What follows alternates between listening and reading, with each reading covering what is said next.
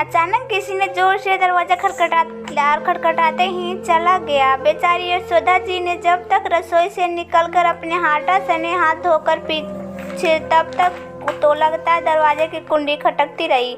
वो बेचारी बार बार बोल रही थी, जरा सब्र करो, आ रही हूँ मैं बुढ़िया, घुटनों में तकलीफ रहती है, इतनी जल्दी भागकर दरवाज़ा नहीं खोल सकती। जैसे तैसे उन्होंने दरवाज़ा खोला तो देखने सामने उनकी बेटी श्री खड़ी थी। उन्होंने बड़ा ही आश्चर्य हुआ कि ना कोई खोज खबर, मैंने भी बुलाया नहीं, ऐसे कैसे अचानक से आ गई। उसे घूरते हुए बोली, आने से पहले खबर तो की होती, अकेली आई है, दामाद जी और बच्चे कहाँ हैं। यशोधरा जी ने एक साथ अपनी बेटी श्री से कई सवाल कर डाले। माँ, कोई अपनी लाडली इकलौती बेटी का स्वागत ऐसे करता है भला?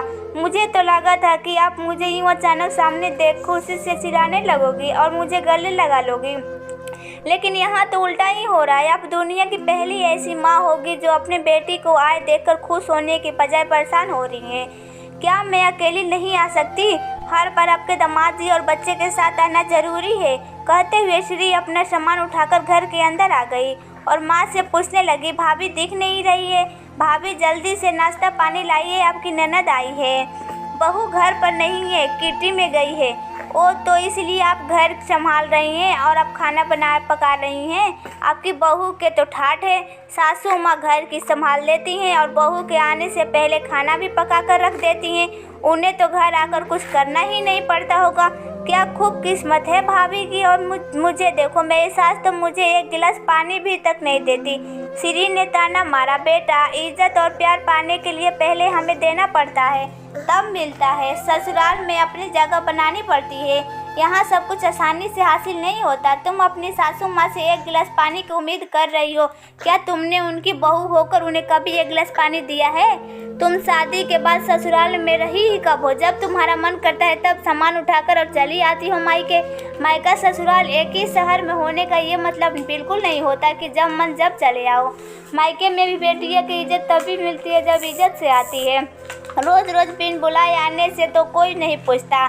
तुम मेरी बहू से बराबरी मत करो, वो कभी बिन बुलाए मायके नहीं जाती और ना ही वहाँ मायके मामले में दर्ज है। जब तक वो घर में रहती थी मुझे किसी काम को हाथ नहीं लगाने देती, अभी मैं अपनी मर्जी से ही काम कर रही हूँ। वो मुझे कहकर नहीं गई, अपनी बेटी को माँ से बेहतर कौन जान सकता है। मैं तुम्हारा स्वभाव बहुत अच्छी तरह जानती हूँ। तुम्हारे ससुराल वाले बहुत अच्छे हैं, तुम्हें उनके साथ निभाना नहीं चाहती। सास ससुराल ससुराल होता है, मायका मायका। मायके में हमारी मर्जी चल सकती है, लेकिन ससुराल में पहले हमें सबका दिल जीतना पड़ता है। बड़े छोटे सबका इज्जत प्यार देना पड़ता है, जिम्मेवारी के निभाना पड़ता है। जब तक बहू का प्यार मिलता है, तुम कोई जिम्मेवारी निभाना नहीं चाहती, इसीलिए रोज़ मायके चली आती हो। यहाँ आकर भी यही है। जब मुझे तुम्हारा ये व्यवहार पसंद नहीं आता तो तुम्हारे ससुराल वालों को कैसे पसंद आ सकता है? तुम कर रही हो आपकी बहू को ठाठ है तो बिल्कुल सही बात है। उसने यहाँ अब हम सबको दिल में जगह बना लिया। वो रोज़ रोज़ तुम्हारी तरह ससुराल वाले से लड़ झगड़ कर मायके नहीं भागती। शायद इसलिए उसकी मायका ससुराल दोनों जगह जब तक उसे बुलाया नहीं जाता तब तक कभी नहीं आती। आज माँ ने खूब कसकर बेटी को अपनी नादानियों के लिए डांटी, क्योंकि उन्हें लगा कि अभी उन्होंने उसे नहीं समझाया तो वो कभी नहीं समझेगी। तब तक बहू भी आ गई। अरे दीदी, आप कब आई?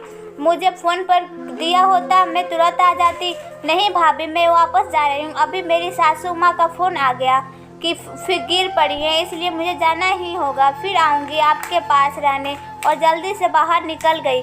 बहू रिया उसे रोकती रही। सासू माँ बहू को भी बेटी को रोकने के लिए, जाने दो बहू, पहले अपना घर संभालो, उसके बाद मायका आए।